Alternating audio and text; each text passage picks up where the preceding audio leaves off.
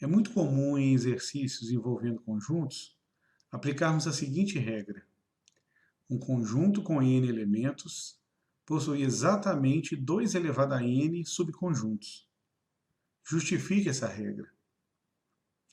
Bom, nessa questão, nós vamos utilizar dos recursos combinatórios que foram aprendidos até agora para justificar certas regras. E uma delas é essa que é muito comum dentro da teoria de conjuntos, né? Usar o fato de que todo conjunto com n elementos, um conjunto finito com n elementos, possui exatamente 2 elevado a n subconjuntos. Então, como é que nós vamos justificar?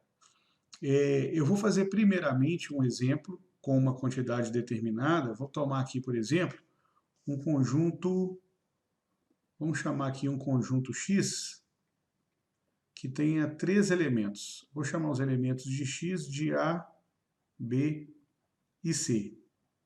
Ou seja, se o conjunto X tem 3 elementos, ele vai ter, pela regra, 2 elevado a 3 subconjuntos, ou seja, X possui 8 subconjuntos.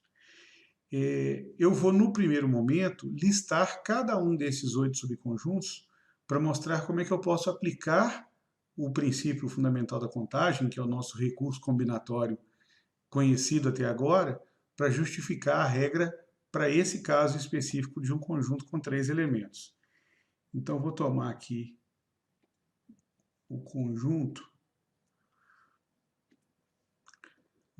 X. Os subconjuntos de X são o vazio, vamos lembrar que o vazio é sempre um subconjunto. Deixa eu melhorar esse desenho. Os subconjuntos unitários, o conjunto A, formado só com A, só com B, só com o elemento C. Os pares, né, os conjuntos com 2 elementos, que seriam, por exemplo, aqui o A com B. Depois ainda tem o A com C. E ainda temos o B com C. Mas para fechar a conta, nós ainda temos o próprio conjunto X, ou seja, o conjunto formado pelos elementos A, B e C. Então nós vemos aqui os 8 subconjuntos de X. Só que o processo para determinar esses 8 da forma como eu fiz aqui agora é um método braçal. Eu enumerei um por um todos os subconjuntos e contei, que foram 8.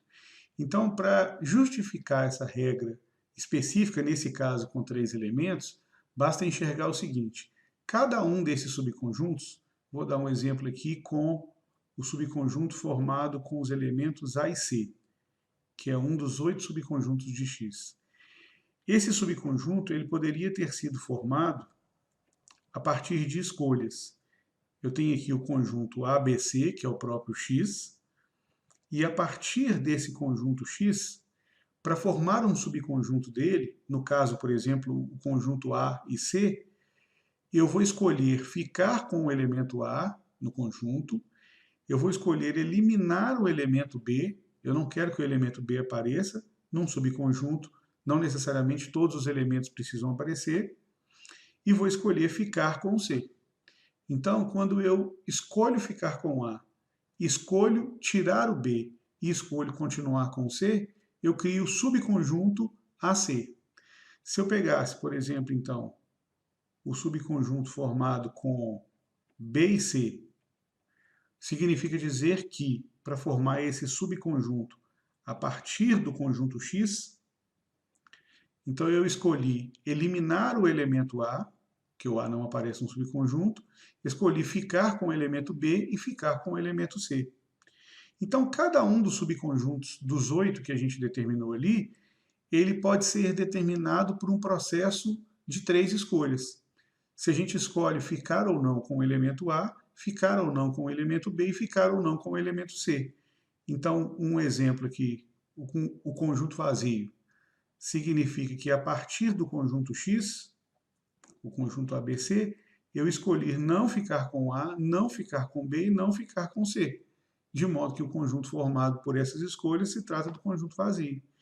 Então, quando eu pego o conjunto X e quero estabelecer todas as variações possíveis de seus elementos, se nós vamos ficar ou não com A, ficar ou não com B, ficar ou não com C, significa que para cada uma das escolhas eu vou ter duas possibilidades. Então, no caso do A aqui, eu vou escolher ficar com A ou eliminar o A. No caso do B, eu vou escolher ficar com o B ou eliminar o elemento B. E o elemento C é a mesma coisa, eu vou ficar com o elemento C ou vou eliminar o elemento C.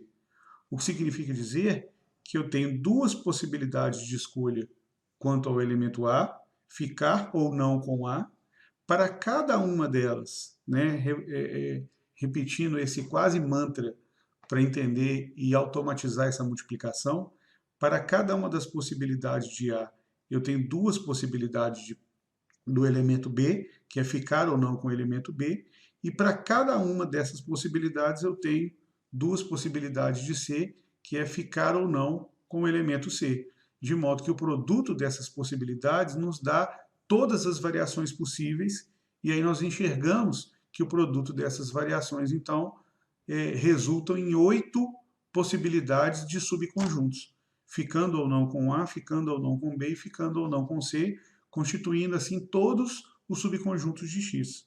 E aí agora, para generalizar esse fato, vou apagar tudo aqui, nós vamos fazer o mesmo procedimento, vou adotar o mesmo procedimento, mas agora para um conjunto qualquer.